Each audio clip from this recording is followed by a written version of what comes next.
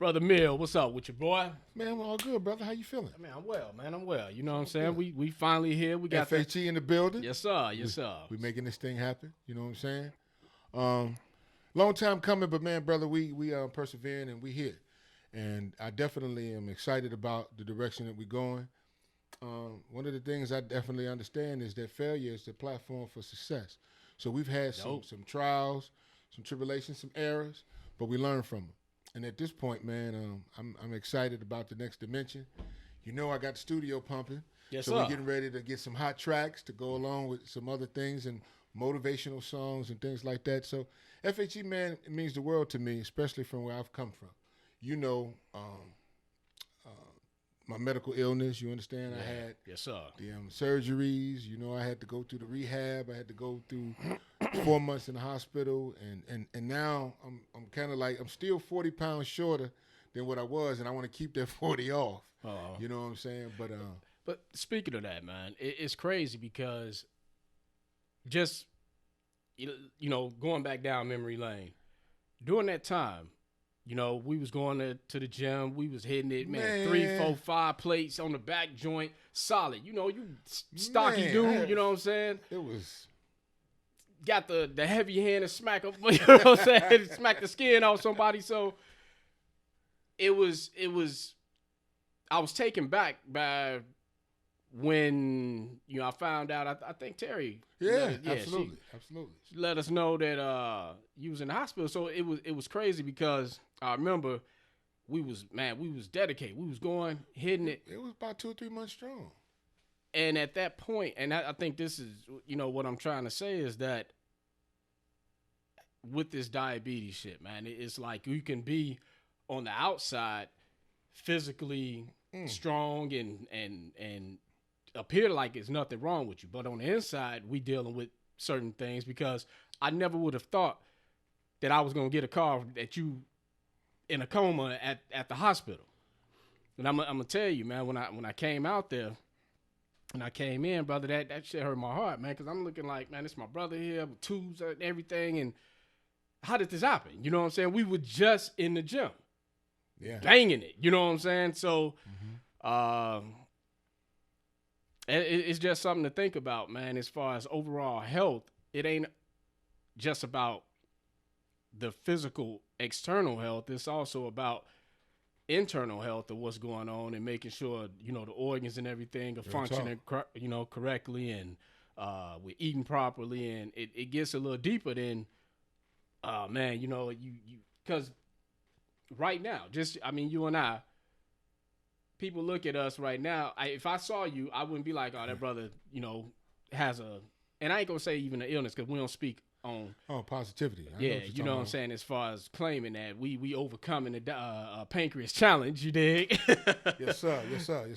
So with that being said, what's some advice that we can give some of the folks who are dealing with certain illnesses or whatever that may not be so apparent to everybody else because you lack, sometimes when you don't look ill, your surrounding support system really don't understand the shit you're going through. You Absolutely. Know Man, you never judge a book by its cover.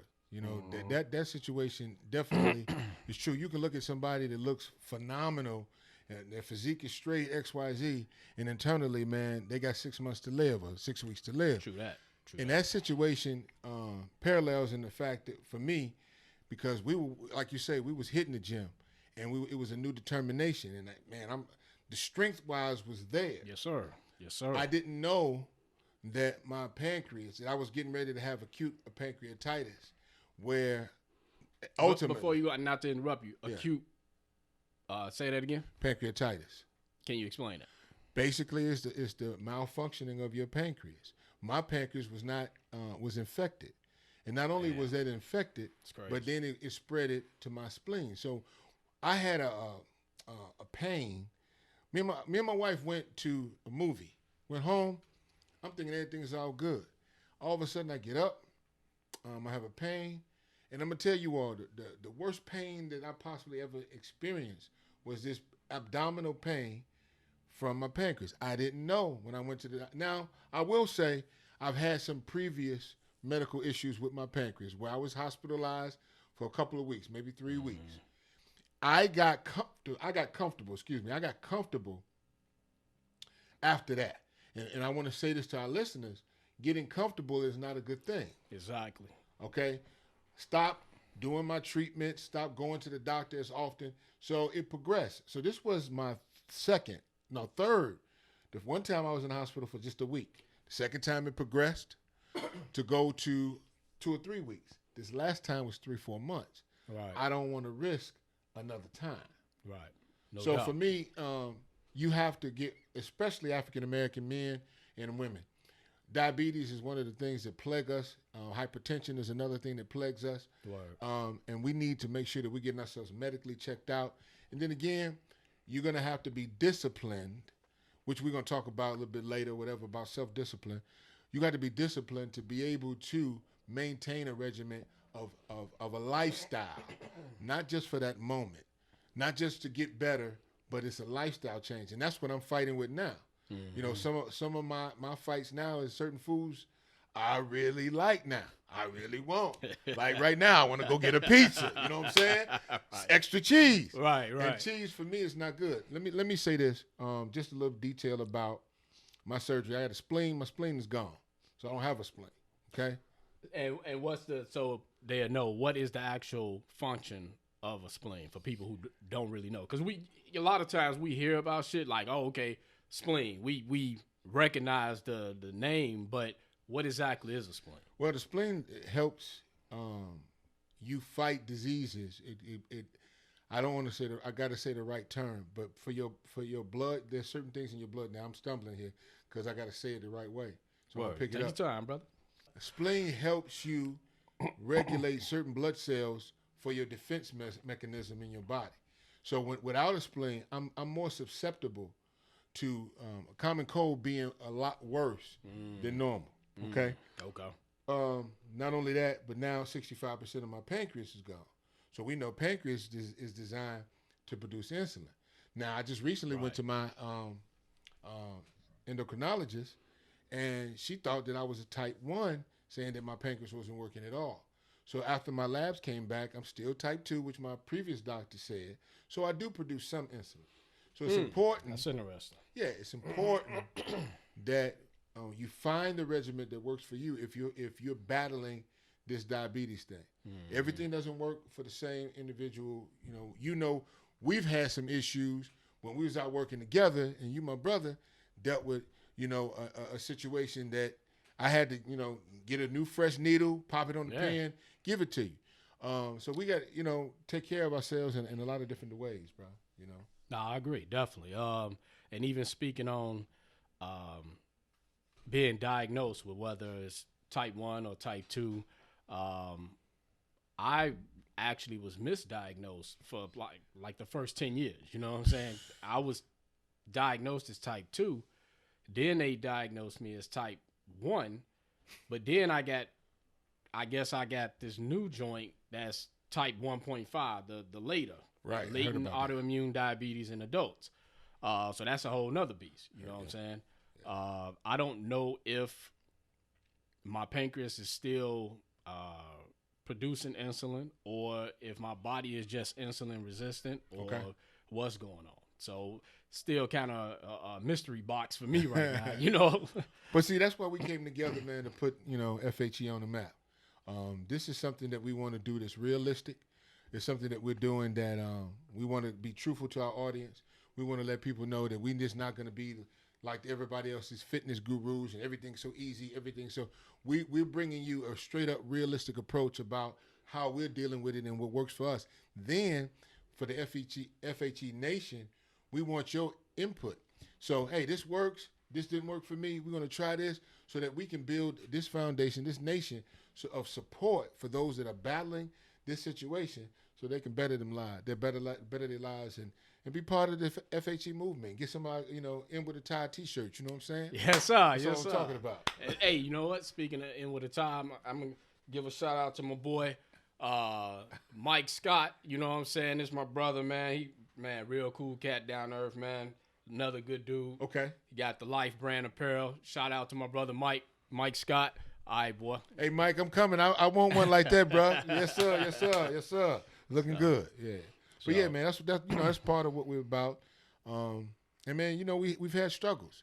So, brother, this has been a long time coming, and the vision for this is phenomenal. But we're not gonna focus on that right now because we got so much preliminary things to do. Mm-hmm. But I do want to shift into this thing that we were talking about self-discipline, and how important it is in being able to maintain as normal of a lifestyle as you possibly can when you're battling diabetes. No doubt. For me, self-discipline means that you got to have consistency. Mm-hmm. If you're not consistent, then you're not going to be disciplined. And that means that you're not going to get the results that you need. Like right now, I got a few extra pounds I'm trying to get off of me. That's going to get off of me, but I got to be disciplined to hit the gym, hit my regimen, make it happen. And then I'm going to say this.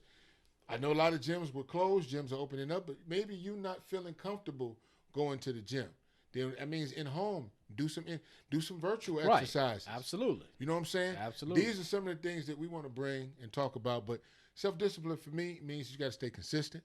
Self-discipline means you need to have goals. Mm-hmm. How are you going to be disciplined if you don't have a goal, if you haven't had goals set? Right. So I think that for me, I'm starting to write my short-range goals, my medium-range goals, my long-range goals, so that we can have some things to achieve. And then as you continue to achieve those things, that adrenaline going to pump, man. You're going to be feeling good. Yes, sir. Going to make some things happen. So what's your take on that, man?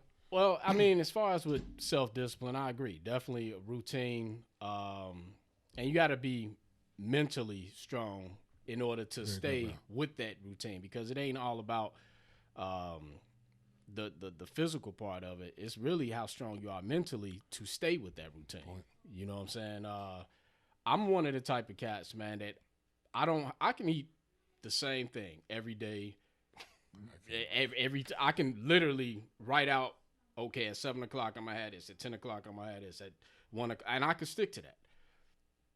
I guess my thing is because I don't need a lot of variety in different foods or whatever. I mean, that just comes from back in the day when I really was taking weightlifting seriously and, I got you. Eating different shit or whatever. But again, with the type 1.5, I suffer with lows and I suffer with highs. So I'm on both ends of the spectrum. So a lot of times when I'm trying to come up with meal plans, I can eat something one day and I'm cool, and eat the same thing the next day and my sugar is out the box. So it's kind of, it can get frustrating at some points or whatever. Okay. Excuse me. Trying to figure out, because I promise you, if I've even tried to have a group of certain foods, that's the only thing I'll eat. I'm only going to eat this at this time. I'm only going to eat this at this time. And I can do that. But because I suffer, that may not be enough for me at one point, and my sugar may drop low. So now I got to add something else to that. Or it may be something, most of the time that's the case, though. Because if I'm picking something that doesn't raise my sugar, it may not be enough to keep my sugar at a certain level. Okay. So now I'm like, okay, feeling a little, you already know. Lightheaded or discombobulated or whatever the case may be. So then that just kind of throws me off. And then just honestly, man, my young king in there, sometimes we go eat other stuff, and man, I'm rolling with that, you know what I'm saying? Because we may be sharing, okay, we're going to go out to here, or we're going to have this, or whatever the case is. So I haven't given up on, and I guess I kind of got off of self-discipline. That's all right, but I mean, not to cut you off, but I want to say you better than me, because I can be disciplined to eat certain things, and I've been more disciplined because my numbers are better now. So when you see results, it should invigorate you to continue your consistency. But we keeping it real, right? So I'm a macaroni and cheese lover. Right. All right. So pasta is horrible, for diabetics. Yeah. So, and then I'm a pizza Carbs, lover. Yeah, big time carbs. So every night, but here's what I do: I'll enjoy myself with some respect and discipline, and then I'll get back to my regimen.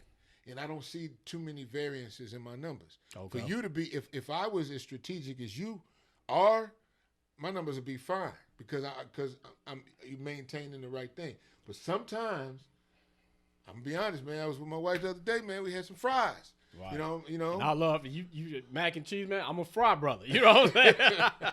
So for real, man. They had nice little salt on them. Fresh, hot. Yes, sir. So man, it's one of those things. But this is part of what we're doing with this podcast and with FHE, and it's not just something I think that we're saying. It is something that we're actually putting in action that we're passionate about. One thing I've discovered is that if you're passionate about something, the success module or the joy that comes out of that is better than worrying about, oh man, I'm finna make this amount of money. You can go get a job for $100,000 and be miserable. For sure. Then go make $30,000 and be happy as you want to be. Yes, sir. So we're passionate about this, and I hope that our listeners and everybody that gets a chance to enjoy or hear our content, will hit that subscribe button and be a part of what we're building.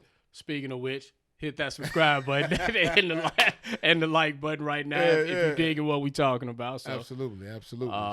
But that's a good point though, man, because it really ain't about the money. You know what I'm saying? It's about, this is really our lifestyle, and if we're able to capture it on film or to be able to help someone else that can relate to the day-to-day struggles, like we talked about, building the FHE nation. You know what I'm saying? Everybody, it's a lot of shit we don't know that they can contribute to, help our knowledge on. You know what I'm saying? Yeah, having that audience and we sharing together with methods and new things and other things that others have experienced help us collectively. And we go into, and we may as well talk about it. We're gonna be sending some content about pictures of me being in the hospital, right, and all those things, so that you all can see. I was hooked up to pretty much every machine that's in the world. Yeah, real talk. They didn't see it yet, but I saw it. Yeah. They came to my family, the doctors, and my blood pressure was dropping. Consistently said, prepare for the worst. That's Yeah, when I came there, they said 50-50, 50-50 chance. So I know some of our other listeners and people that are viewing this have had a family member, maybe passed from diabetes, have family members that are having struggles with this. And like you said, the mental psyche, that it plays a role sometimes. It's important to be around positivity. Absolutely. And that's what FHE is about, positivity. Yes, sir. We keep it real, but we also keep it positive. So we're looking forward to posting in future content some of this information so you guys can see where I was to where I am. Because you look at us now, you wouldn't look at us and say, man, they got diabetes. Right. You know what I'm saying? Excuse me. Uh-huh. That's one of the things that which is a challenge for family members and friends to actually, we got family members, we got friends, we got people who be like, oh, go ahead, that piece of cake, it ain't gonna bother you, because they not seeing what your condition really is, right. And they don't mean no harm by it. We've been conditioned to where, one, the food that we eat, this standard American diet is garbage. I'm just gonna put it out there on 100. We need to talk about that. You know what I'm saying? Chance, right. Yeah. So, but we've also been conditioned. A lot of that is comfort food. A lot of that is habitual. This is what you eat because of the scenario. Let's just say, you got certain things that's connected to certain foods. Super Bowl or different things, what I'm saying? And we watching the fight. We got tons of junk food, and that's hard to keep that. If you were on a strict regimen of, okay, I'm only gonna eat this, you at the fight, man. We talking trash. Everybody, for those who sipping or whatever the case is, it just goes a part of the whole ambiance. You know what I'm saying? It becomes habitual. Big time. I don't think I could resist no wings, they honey barbecue or right. Buffalo or whatever the case may be. At the fight, everybody got wings, fries. I'm gonna get me a couple wings. You over there trying to eat a lettuce sandwich.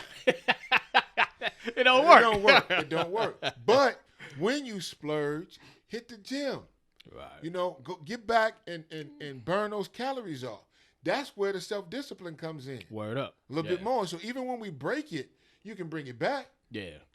Well, but like you said, a lot of times when you break it, we fall off so bad, you know what I'm saying? It's just say it don't even make a difference. Trying to reel us back in, like, oh man, it was supposed to be one night, now it didn't turn into 3 months. Exactly. Yeah, that's true.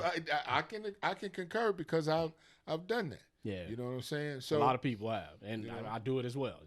So it's just it's one of those things, man, that self-discipline is a good thing, but it's a progressive thing. It takes some progress to get there. You know what I'm saying?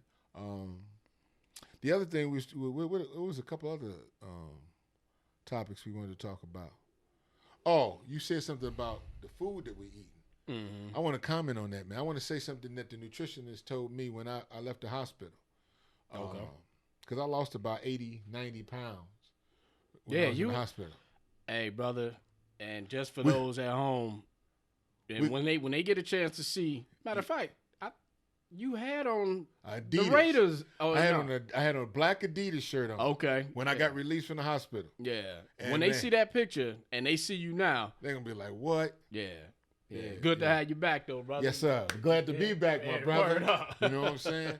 But I'm gonna share this with what the nutritionist shared with me, with some of the foods that we eat. This processed foods and things. The shelf life of food manufacturers want their products to have as long a good of shelf life as possible so that they can maximize their profit because they're in business to make money. Exactly. All right? So anything that has a long shelf life typically is not good for you because of what the preservatives they have placed in it to keep it shelf life. My doctor told me, the nutritionist said, if I want a cookie, get a fresh baked cookie. Yeah. If you notice, fresh fruits, vegetables, they don't last long if they're out of their environment. Right. Okay. Right. True that. You take a banana, get some bananas, yes, sir. Sit them on the table, and they go from green to yellow. Yep. After they turn solid yellow, they start to turn black. Mm-hmm. After a while, take an apple out. I had some grapes in the refrigerator, and man, they was about a week old. They started wilting. Mm-hmm. So they put these preservatives in the food now in their products. Let's deal with fast foods, preservative. All these things they put in them. Watch this. This is what she shared with me. There was a comparison of a McDonald's cheeseburger that had been left out for about a year. I saw that. Go ahead. I ain't going to interrupt you, though. It's all right. It was left out for a year. It looked the same as a fresh double cheeseburger, whatever. Yep. That's what they put in it to make it. So your digestive system. Shit is retarded. Come on, man. Your digestive system has to break all of that down. So we're already holding in products that we need to excrete, things of that nature. And we'll talk about that with some other things coming down the line. So you're making your body work harder than it necessarily has to. So be careful what you're eating. Mm-hmm. And the preservatives of what it is. You want to have that cookie? Get that fresh baked cookie. You want to have that burger? Man, bring it home yourself. Get the right type of meats. Do those things make a difference in hypertension, diabetes, controlling your sugar, and all those other things. So this is important. That's all. Well, I mean, even to piggyback on that, as far as even with the meat. Remember back in the day, our parents used to go to the butcher. It was a fresh, it was fresh cut, and it wasn't no preservatives. You had to wrap it up in that white paper or whatever. You eat it, that day or the next day, or else it was done with. Now you go into a supermarket, man, and the meat, and they've done specials on this, man. The meat is all nice and red or nice and the chickens are white when they've been bleached, a lot of times where they're supposed to be yellow, you know what I'm saying? So all this stuff, all these foreign chemicals we're consuming from this meat, and even with, unfortunately, the fruits and vegetables as well. Yeah. So you're really in a bad situation to where we're being poisoned on on so many different levels. It's kind of war on us, man. It is. Period. Let me ask you this take, since you're talking about this. What is your take on organic? Like organic vegetables, organic fruit, organic. What tell me what your take is on that. Well, here's the thing as far as organic with me. I think conceptually it would be good, but because the soil is now tainted and everything, or whatever, how organic is it really? And a lot of these companies, the deception that they're putting out all these, quote unquote things that's supposed to be organic, supposed to be this, supposed to be that, and they're not upholding to the process of it being organic and blatantly lying about stuff. I mean, it's kind of a, do I really believe if it's organic or not? You know what I'm saying? I think the concept, if it was actually organic, would be beneficial. Okay. But I'm at a point now, man, I don't believe none of this shit out there. I mean, real talk. We definitely need to do our research, and we're finding that out as things continue to develop and reveal themselves. So for me, my take on organic is, like you said, if it's real organic, it's cool. But let's just look at the concept behind it, and the fact that how much more expensive the organic is. It is designed. What do we do typically? We'll go and spend all this money on cars, clothes, all those other things, and then when it comes to us, we go cheap eats, right? And that concept, sometimes depending upon what we're ingesting, like we just talked about earlier, is making us, our health issues even magnify. Right.